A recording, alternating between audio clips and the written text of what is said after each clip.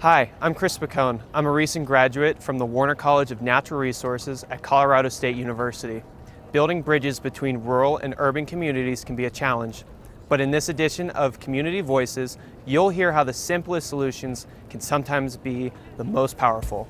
I'm personally deeply committed in experiential learning. My education itself was experiential, and every leadership role I've had in education, I have worked on some aspect of experiential education. And the reason why is because there's nothing for a student like actually engaging in the learning. We do something really cool here at CSU that I'm really proud of, and we're not the only land grant to do it, but I think we do it as well as any.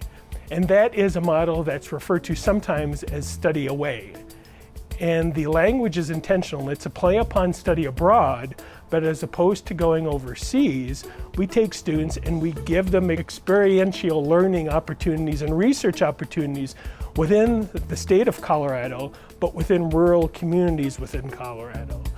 So this was a 10-week internship where we had one intern selected. Thankfully for us, our intern was wonderful. Her name is Sarah, and she, over the period of 10 weeks, went to Sterling to document architectural buildings and then took that data and imported it into a program that we use called Matterport, where she could highlight architectural elements within the actual virtual information that was collected. So we are trying to help preserve some of Sterling's historic buildings.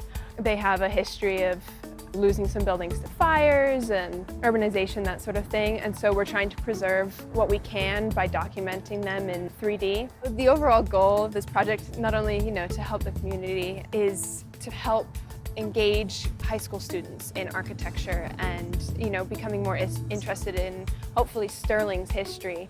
We're working to try and get the Sterling School District involved in this. High school students can, virtually visit the buildings, learn some things about it, and then the high school teachers could, have them write a paper or try and model something in SketchUp, something like that. So we're really excited to see how this can benefit the younger members of the community. And experience-oriented means things like going out to different places, of experiencing agritourism, for instance, of going out on a farm and finding out where your food comes from. Those kind of things actually matter.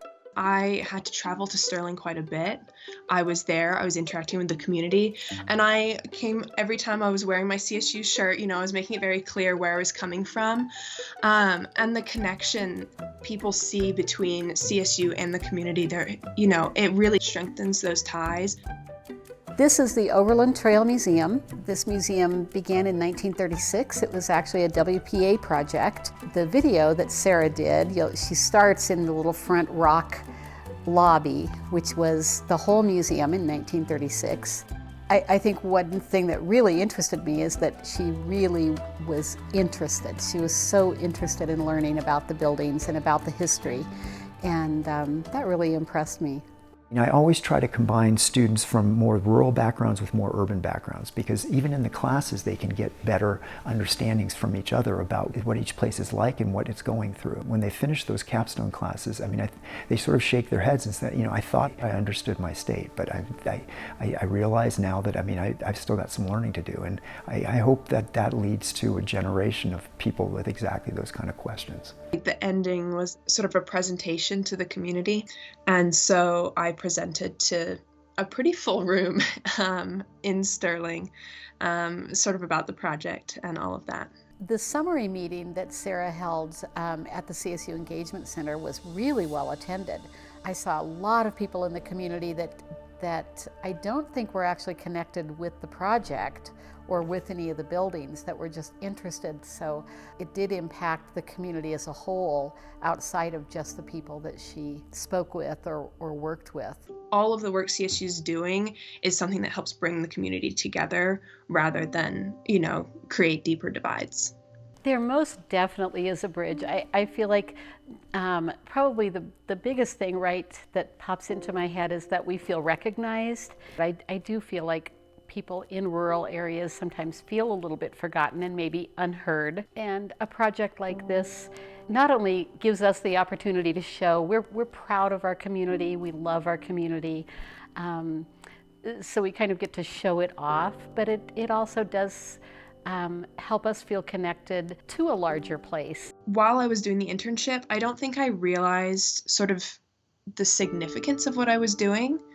Like, I knew it was important, and like I wanted to help as much as possible and, you know, get as much research as I could and, you know, talk to as many community members as I possibly could, because, you know, they all had information and some of them had, you know, old stored documents, all these things. And looking back at it now, I'm like, wow, this is actually really, like, I knew it was kind of cool and very unique, but looking back at it, I was like, wow, this is something, like, I can't believe I got to do this. It's a really great feeling to work with a young adult, a student that's really passionate and excited about her career path and where she is going.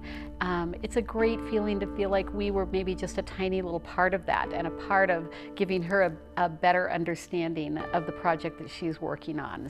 When you take a student and you give them a sense of purpose and they can actually engage with it physically, that connection to the mind and to learning is huge. And then when you add experiential learning and impact, where you take that experiential learning, you go out somewhere and you make a difference in someone's life or in a community, that's it. That's the ticket.